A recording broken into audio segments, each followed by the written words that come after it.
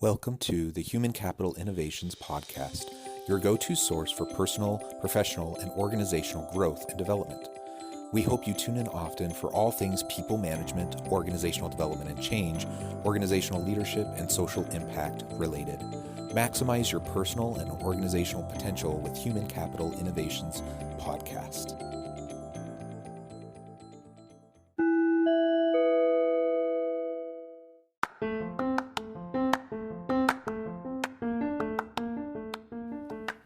Welcome to the Human Capital Innovations Podcast. In this HCI podcast episode, I talk with Alicia Reece about navigating and detoxifying the workplace.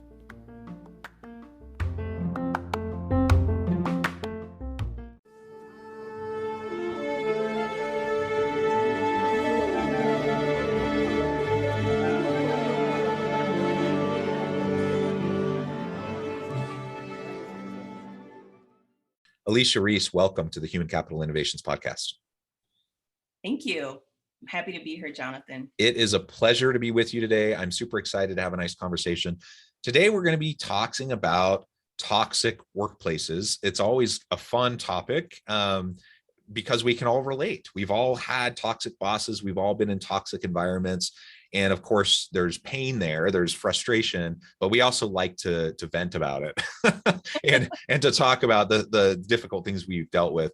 So today we might do a little bit of that, a little bit of the venting, but we also want to be positive and proactive. How can we go about navigating those types of toxic environments, and how can we actively detoxify those types of workplace environments? So that's what we'll be exploring together today.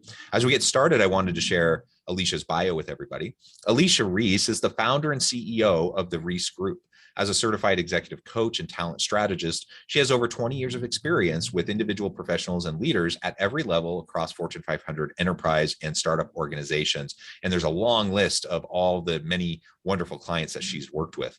At the heart of her practice is helping her clients solve their greatest challenges, whether they are ready for the next leadership level but unsure how to make the transition, feeling stuck in a career that is unfulfilling, wanting to improve their leadership effectiveness, or looking for ways to increase employee engagement and retention. Having certifications in a number of leadership and career assessments, including emotional intelligence and strengths, her clients benefit from working with her by learning how to cultivate their self-awareness, improve relationships and decision-making, and dispel the imposter syndrome to achieve their goals. As a speaker, she facilitates customized workshops, webinars, delivers keynotes, and serves as a panelist, including with Forbes and ERGs. Wonderful to have you. Anything else you would like to share with listeners by way of your background before we launch on it? Yes, that was actually very comprehensive, Jonathan. The only thing I would add is that as of last week, I actually released my first book, Driven to Thrive, and it's out there at every major retailer that sells books. And the book is really about how to navigate your career from the inside out through the power of emotional intelligence. Oh, I love that. What a wonderful and an important topic. Definitely encourage people to look that up and to check that out. Well, Alicia, again, great to have you. As we launch on in, let's start framing this up a little bit and define some things. So, I think listeners largely understand what we mean by toxic environment, but let's define that. What is a toxic work environment, and how does it impact an employee's success at the organization or hinder their opportunity to be successful? Yeah, so the way that I look at a toxic work environment, I actually look at it on a spectrum. On one end of the spectrum, you have an environment where employees, they don't feel supported, they don't have the right experiences to be able to grow and thrive. And then on the other end of the spectrum, you have an environment that's riddled with what I call bad behaviors, bullying. There could be harassment in the environment, as well as a lack of focus on diversity, inclusion, and equity. Yeah, and I think that last point about DE&I and belonging work is super important. And that perhaps, when I hear people talk about toxic environments, a lot of times they're talking about the jerk boss. A lot of times they're talking about kind of these overt, really negative behaviors or actions that hurt people. But it can also be more subtle. And DE&I can be overt too, don't get me wrong, but a lot of times the diversity, equity, inclusion conversations, the stuff that's going on in organizations, the policies, the practices, the procedures, the microaggressions, the biases, the implicit biases and stuff, that sometimes that's kind of bubbling under the surface. It's not necessarily as like visually present to everyone. And maybe I'm saying that as a white guy, so maybe it is very present to others, but it's not always as overt. Yet it creates, it informs the overarching culture and the psychological safety in the context, and that can really be super damaging to individuals. And so I really appreciate how you added that in as a piece of this toxic work environment kind of conversation. Yeah, absolutely. I do think it's important, particularly as a Black woman who's been in corporate America for over 25 years, working in Fortune 500 companies and now partnering with them. And I certainly think that it depends on where you sit in the organization, that will determine the type of experience that you have, particularly around the lack of diversity, equity, and inclusion. And I know over the past 18 months, with a lot of the racial unrest that's happened, it is really a conversation that is being elevated in a lot of organizations. Every organization that I partner with is trying to figure out how can we create more diverse environments where there is more inclusion and fairness and overall equity. Yeah, I think that's a really important reminder. And yeah, man, it's been a rough 18 months, hasn't it? I mean, you have the pandemic, of course, which is challenging.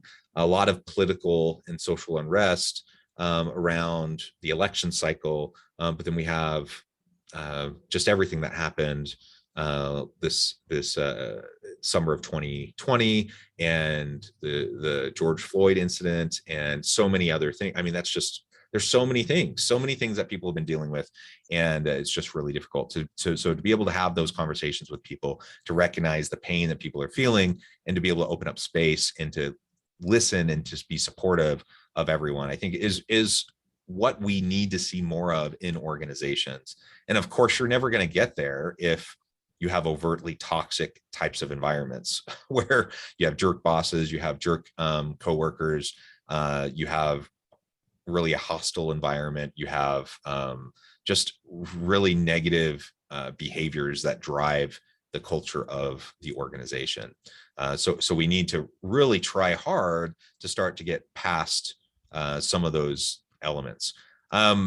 We've already kind of started to address this a little bit, but maybe we can be a little bit more explicit about some of the signs of a toxic environment. Like how do we start to recognize that early on? And if I'm a leader, if I have good intentions, I think most leaders would say, yeah, I want a really empowering and psychologically safe environment. I don't want a toxic environment.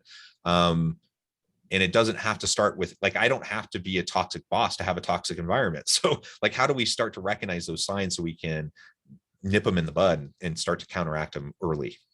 Yeah, so there are a couple of signs that, particularly for organizations, that I think that they have to be mindful of. Number one is turnover. I know that you've seen a lot of the articles talking about the great resignation. There over 11 million people have actually quit their jobs over the past few months. And so it's important to understand, number one, are you having a lot of turnover? And then secondly, why are you having the turnover? I was actually talking to a client a couple of weeks ago who was actually considering leaving her organization after so many years. And one of the things that we talked about was that typically when people leave her particular organization, they don't necessarily do an exit interview to really understand why people are leaving. So without that data, it's hard to begin to detoxify your work environment. The other sign that I think is really important to hone in on is, what is the engagement level of your employee population? So obviously there are a lot of different pulse surveys. Gallup has a really nice Q12 questions that really measures the engagement level within organizations. So understanding the pulse of your employees, the heartbeat of your organization, what is their sentiment? What are they challenged with? How do you motivate them so that they can feel important, valued, and that they're able to continue to grow and thrive in your environment? So those are the two areas that I certainly think organizations really need to hone in on to really understand if they have a problem around a potential toxic work environment. Yeah, and that speaks to just the necessity of collecting data, like having the information, have those conversations, talk to people. Like if you ever have a person leave and you're not doing an exit interview, that's a huge missed opportunity. And we shouldn't think that we have to wait until someone chooses to leave.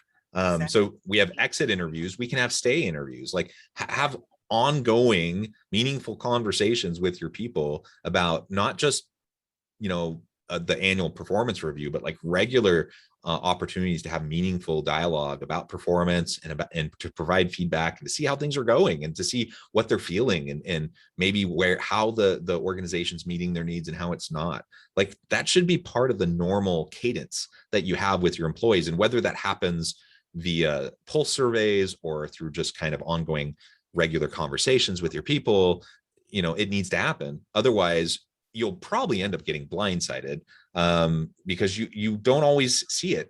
Leaders, you know, regardless of how much we feel like we're a person of the people, so to speak, like we're plugged in, we know what's going on with our line workers. Leaders are in a bubble. There's just no other way around it. And when you're in a position of authority and power, uh, people start to tell you what they think you want to hear. So you need to actively create a psychologically safe place where people feel free to speak up, to speak out, to challenge you, to disrupt the status quo, to push back. And if you don't do that, guess what? People will try to either fly under the radar, they'll try to tell you just what they think you want to hear, or they'll go like the passive aggressive route and say one thing, you know, in the meeting and then do something else to circumvent whatever they were supposed to do outside of the meeting. Like all these things are the types of unhealthy behaviors that emerge when people don't actually feel safe. And again, it has not, what I'm saying here, it has nothing to do with the intention of the leader. I could have all of the best intentions as a leader to be a super connected, empowering, supportive leader. Mhm. It's human nature that when you have hierarchies and you have people that are in a formal position of power and authority with a title, that you have to actively disrupt the disconnect in order to make sure that you're still able to understand the needs of your people.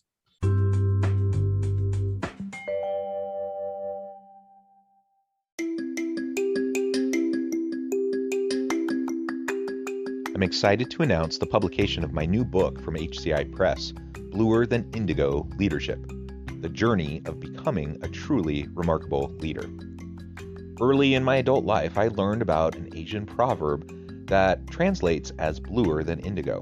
If you think about the color indigo, it is a brilliant, deep, and vibrant blue, what some would call the bluest of blues. To have something that is bluer than indigo is rare and truly remarkable. Contrary to popular myth, there is no one-size-fits-all or cookie-cutter approach to effective leadership. There's no silver bullet, no secret sauce, no go-to model that will solve all of our problems. The truth is, great leaders have all had their unique strengths and flaws, and have all had to discover and then pave their own distinctive path in their life's journey to fulfill their leadership potential.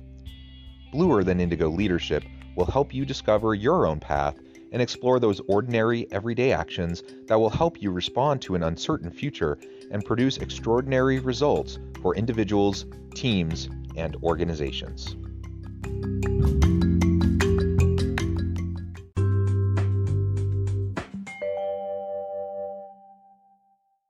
That's exactly right. And I honestly think, Jonathan, it starts with really good leadership. You know, a lot of the things that you talked about, to me, really fall under the bucket of trying to cultivate really good leadership hygiene, right? Like just as we take care of our own personal hygiene as people on an everyday basis, it's important to have really good leadership hygiene practices that actually penetrates throughout your management chain. Because obviously you're busy, you may not necessarily be able to engage at the very lowest level in your organization, but guess what? if you're able to have really capable and emotionally intelligent managers, they would be able to tap into not only the minds, but the hearts of the employees within that environment. I did want to just share one great practice that one of my organizations that I partner with, that they actually implement. They check in with their employees every week. It's a formal check-in process. And there are two questions that are pertinent to the check-in process between the manager and the employee. And that is, what did you love about what you did this week? And what did you loathe about what you did this week? And I think oftentimes that sounds a little like loathe. It's a very harsh word. It brings up a lot of different emotions. But in actuality, it's really getting at the root of potential problems that as a manager, you would be able to mitigate and maybe even create a new space for that employee to be able to do things that are more energizing, for example. So I definitely think as a part of having really good leadership hygiene, have the formal check-ins, have those meaningful conversations to tap into the not only the mind, right, the normal work activities, but what's going on in the heart of your people. Yeah, those regular check-ins just have to happen. If you want meaningful relationships of mutual accountability and trust with your people, genuine, authentic human connection with your people, which I think most leaders probably want, there's no shortcut to that. Like, you just have to have regular cadence with your people. You have to be able to talk with them. You have to be able to seek understanding with them. There's no shortcuts. All right, so let's talk about, we've kind of already gotten to this a little bit through some of these ideas about collecting the data, having the conversations, those sorts of things. But how do we navigate this kind of a toxic environment? So let's say you do have a toxic coworker that you have to work with daily, or you do have that toxic boss, you have, gross inequities within the organization or within your team. You have those types of that kind of toxicity. How do you navigate that?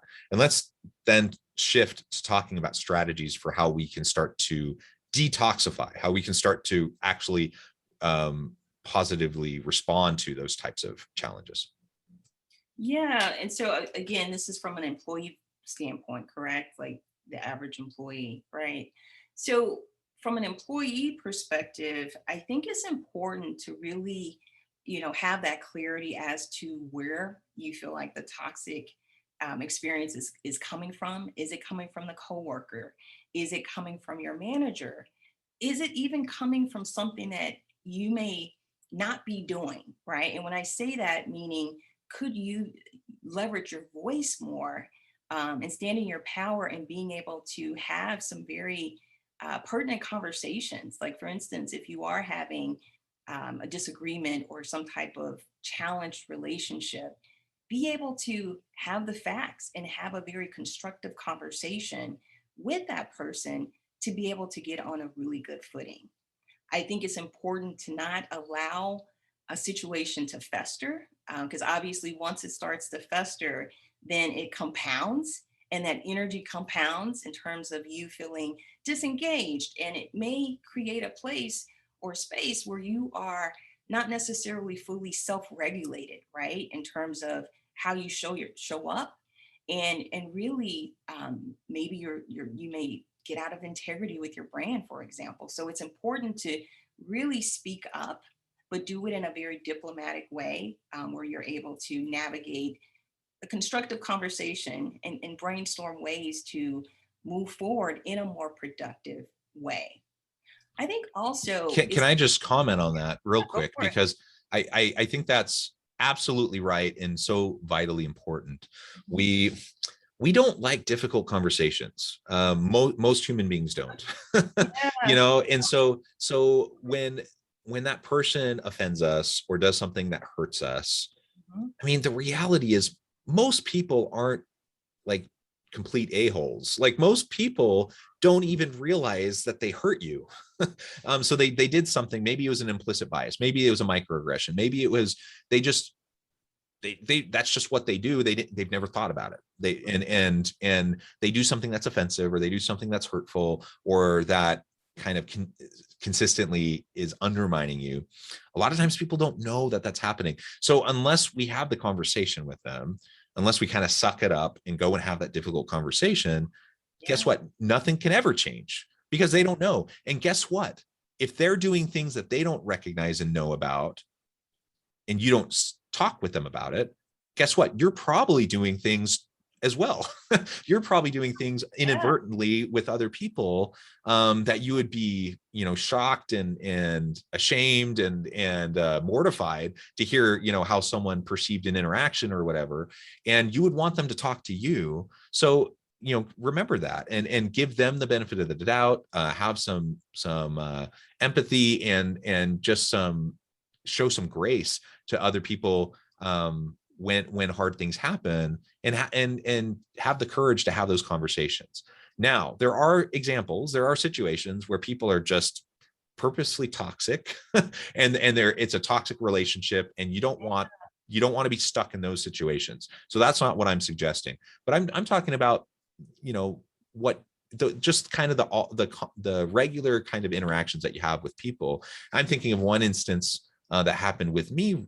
It was probably 6 months ago, and a colleague that I've worked with for a number of years, a good colleague. We have a good professional relationship, and there was a big misunderstanding, and I was actually pretty ticked off due to it, because he had it was a complete misunderstanding. It was he had forgotten some things that we talked about, and then he went and talked to other people in the organization, and it like unleashed this whole big drama.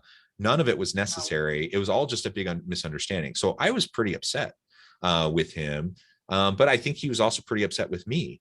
And my tendency was to just kind of gripe, go and talk, kind of badmouth him, or to go gossip, or just gripe and vent to other people. And I'm not going to say I always do this the way I should, or I always do it the right way. But in this instance, I shot him an email and said, "Hey, I really think we need to talk."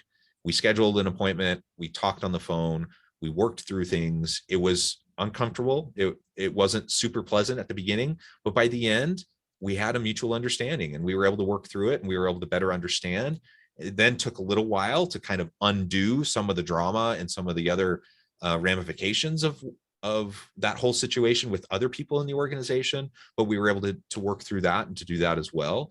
And none of that would have happened if I would have just been stuck in the anger, right, or the frustration of how it unfolded. And so, again, what was I did I have a valid concern? Were my emotions real and worth acknowledging? Yes. Yeah. Should I have stuck with them and stayed with them and ruminated in it endlessly? I could have, but nothing would have been resolved, and it would have just festered and persisted, right? Exactly. So one of the things I always tell clients, because um, being upset and angry, those are normal emotions, right? We're all human beings. And so it's just a normal human reaction. At the same time, you really need to drain the emotion before you have that conversation. And so one of the strategies that I share with clients is name it to tame it. Name the emotion so that you can tame it, understand it, and then you strategize on, again, how to have that conversation so that it can be productive, and that you can reach a place where you can move forward, hopefully in a better place. Yeah, absolutely. Well, Alicia, I'm just noting the time. It has flown by. I Yeah, feel of like we could go on another hour, course. and perhaps we should do this again soon. You're welcome back anytime. But before I run out of time with you today, I just wanted to give you a chance to share with listeners how they can get connected with you, find out more about your work, and then we can wrap things up and give final word on the topic for today. Absolutely. So listeners can find me at my website, www.aliciadreece.com, and that's ALICIA, D as in David, Reece, REECE.com. And there you'll find information regarding my coaching, consulting, and speaking practices and services. And then also there is a link for my new book, Driven to Thrive. Wonderful. And I really do encourage listeners to reach out, to get connected, find out more about what Alicia can do for you. Check out the book. Now, Alicia, any final words, any final thoughts on the topic of detoxifying and navigating toxic environments in the workplace? Yeah. So again, toxic work environments are definitely very prevalent. At the same time, it's important to really think about how you respond and react, and make sure that you know that you have power. With the right strategies, you can navigate that type of environment. And if you've exhausted those strategies, then it's time to move on and do something different. Yeah, don't get stuck in a perpetually toxic environment. But there are things we can do to try to navigate and to try to resolve difficult, challenging issues. And remember, the grass isn't always greener. So I think one thing is for sure, we're all humans, we're all imperfect, we all have gaps. And you're going to find some level of dysfunction in any organization that you're a part of. So let's try to make the most of the situation we're in. If it's perpetually and persistently toxic, of course, we need to get out of there and move on to new and more healthy opportunities. Well, Alicia, it has been a pleasure. Thank you so much for the time with me today. Yeah, I encourage listeners, to reach out, get connected. And as always, I hope everyone can stay healthy and safe, that you can find meaning and purpose at work each and every day. And I hope you all have a great week.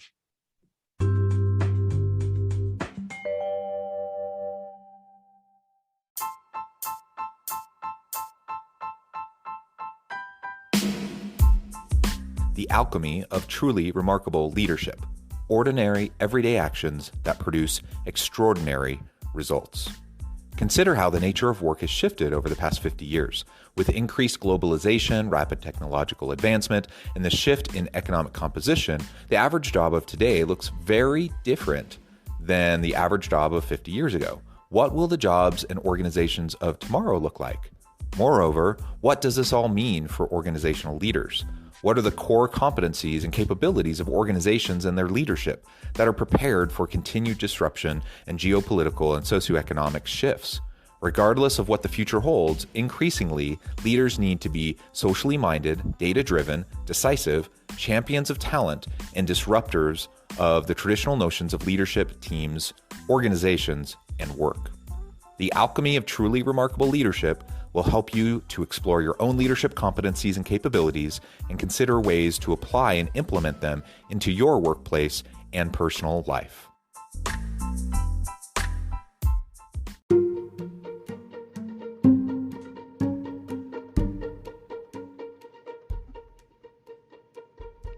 Check out Human Capital Innovations magazine, Human Capital Leadership. Human Capital Leadership is a free, interactive e-magazine with the mission to help individuals, leaders, and organizations find innovative approaches to maximize their human capital potential. We publish issues quarterly in August, November, February, and May.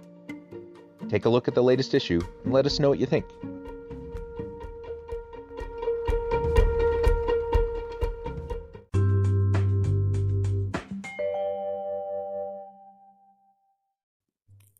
Thanks again for joining us for this episode of the Human Capital Innovations Podcast.